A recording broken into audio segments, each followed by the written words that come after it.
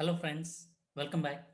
In the previous lecture, we have discussed about the total stress, pore water pressure and also the effective stress. In the present lecture, let us start doing some problems for the different types of the cases. So in the present video, we will discuss or we will find out the stresses due to dry soil and also we will find out the due to submerged soils.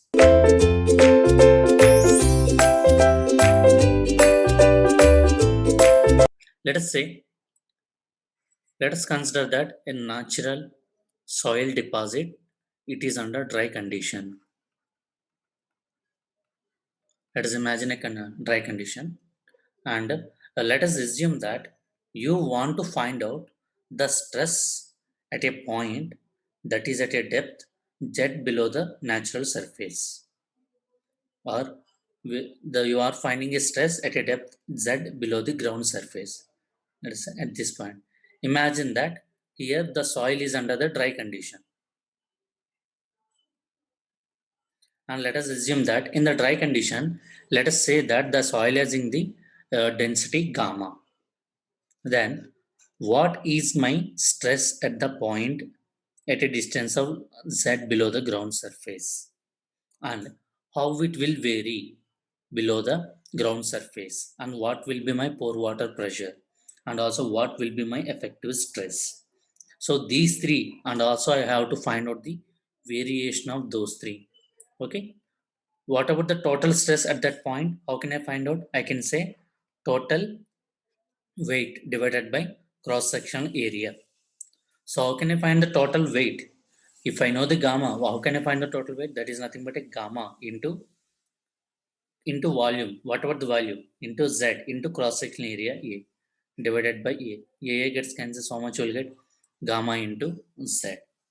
Gamma in the present condition into z, that is what, nothing but your total stress at the point.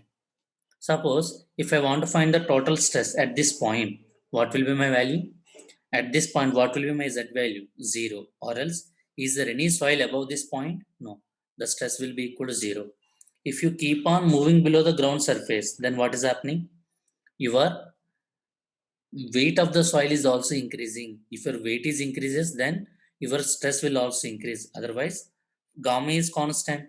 As you keep on increasing the z, that means as you keep on increasing below the ground surface, your z increases. If your z increases, then obviously your sigma is also increases. So wherever you want to find out the stress, let us say we want to find out the stress. What about the stress at that point? It is nothing but a simply gamma into z. What about the degree of the variable parameter? For this soil, gamma is constant. What is the variable parameter? Z. So what is the Z degree? Z to the power 1. That means in between these 2 points, how it may vary? It will vary always linearly. So the vertical stress will also vary in the same way as the fluid pressure. How the fluid pressure will vary? If you are going below the depth of the water, they will also vary in a triangular variation. So here also same. So this is what the stress at the layer Z below the ground surface. Then what about because of the pore water pressure? What about the pore water pressure? Is there any water present in the voids in the solids? No. So that's why there will not be any pore water pressure 0. Otherwise, even if you are imagining a piezometer here, if there is no water table, then how come the water will rise? Isn't it? So pore water pressure will be equal to 0. If your pore water pressure will be equal to 0, then what will be your effective stress? Your effective stress is also will be equal to sigma y, because effective stress is equal to total stress minus pore water pressure. If your pore water pressure is equal to 0, then your effective stress is also equal to the total stress. That means if your soil is under dry condition, your total stress and your effective stresses are same. Okay. This is what about the total stress variation.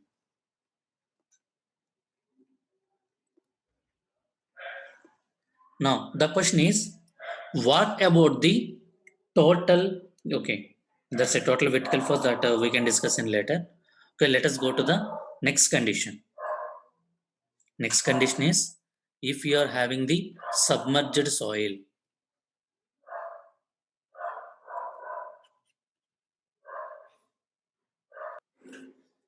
If you are having the submerged soil, let us consider a soil deposit.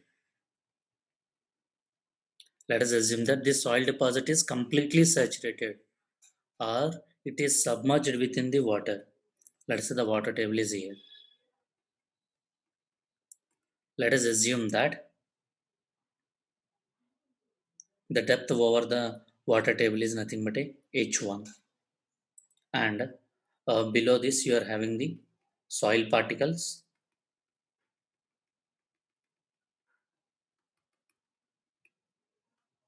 Okay, now I am interested in finding the what will be my stress component. That means total stress, vertical pore water pressure, and also the effective stress at a depth z below the ground surface. So what about or how the parameters will vary? So let us assume that as the soil is under the saturated condition, let us take gamma saturation is the saturated unit weight of the soil, and gamma W is the weight density of the water. So what about the total stress at the point? Total stress will be equal to what about the weight density? Or if you keep your hand, what is the total weight you will feel it? You will have your weight because of this water, and also you are having weight because of the soil. So what about this because of this soil? That is nothing but a gamma W into H1 plus what about because of this soil? We are having soil portion up to this level only. So if you keep your hand here, how much weight of the soil you will feel? You will feel the weight of the water, you will feel the weight of the soil. Because of the water, gamma W into H1. Because of the soil, gamma saturation into Z. So this is what the total stress at this point. So again, if you are going deep below the depth, how they will vary? As it is in the form of Z to the power, they will vary linearly. So from here to here, it will vary linearly. And what about the weight here? Gamma W into H. After that, again, it will vary linearly. And then what about this component? Gamma W into H1 plus gamma saturation into Z. Right? Now, this is what about the total stress variation. Now, what about the pore water pressure? How it may vary? Suppose if I keep my piezometer here, will the water table will rise? No, why? Because the water table and the water level is also the same level. So will there be any water level rise in the piezometer? No. Suppose if I keep my piezometer here, up to where my water table will rise? Up to this point. If I keep my piezometer here, then up to where my water table will rise? Up to this water table level. So how your pore water pressure will vary? At this point, what will be your pore water pressure? Zero. And as you keep on moving below the ground surface, it will also vary linearly. So what will be the value at this point? And at this level, what about the value gamma W into what about the rise in water level? Z plus H1. So this is what nothing but a pore water pressure. Now, you know the total stress variation and also you know the pore water pressure variation. Then what about the effective stress? Effective stress, it is nothing but a sigma minus U. What about the sigma?